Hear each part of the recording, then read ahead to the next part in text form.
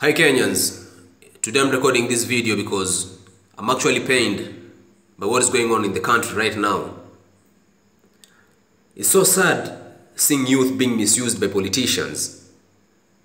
Youth who are given brains by God to think of better ways of making their lives better, being used by politicians to go and cause trouble. Let me tell you something. When you don't feel like voting, stay at home. No one has forced you to go to the polling station to go and cast your vote. You don't feel like voting, stay at home. Let the IEBC officials go to the polling stations, stay there alone without seeing any voter. When evening comes, these guys will pack their things and go back to where they came from.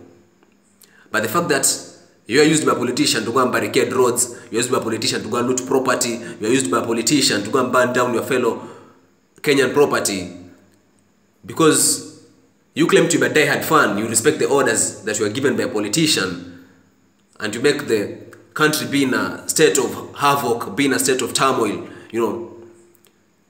it's not pleasing. You are the one losing actually. The politician who is sending you to do those things is not losing anything. Their families are safe. The politician himself or herself is safe. They're in their houses watching you guys losing your lives. They're in the houses eating expensive meals, drinking expensive alcohols, and you are there causing trouble with the police, throwing stones at the police. Let me tell you something, the police are also human beings. They get intimidated.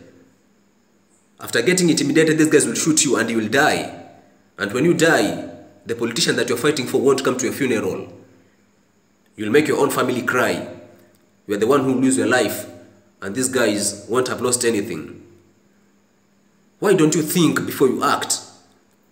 Let us not allow politicians use us. These guys are friends. I don't know Adan Duale, Mukoromen, I don't know Abdu Badida, I don't know Raila Odinga or Kenyatta. These guys are friends.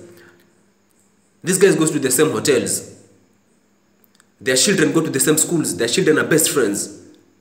In fact, they marry each other. And there you are, local Mwananchi, going to cause trouble because of these politicians.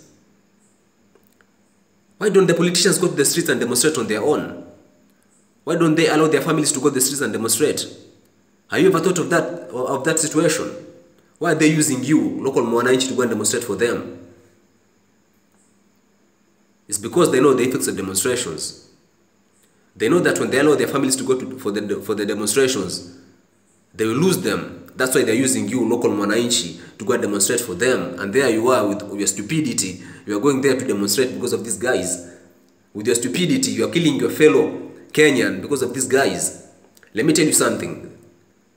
The country is now under an economic crisis. People are complaining they are not getting their salaries because of the situation currently. These politicians are not affected by any economic crisis. These guys are billionaires. These guys help each other to pay debts. My fellow Kenyan, don't allow yourself to be used by a politician. Think before you act. Kenya is there to stay, and we have a long life to live. Let us not allow ourselves to be used by politicians. Please, my fellow youth, it's so saddening to see a youth being used by a politician. My fellow youth, don't allow yourself to be used by a politician.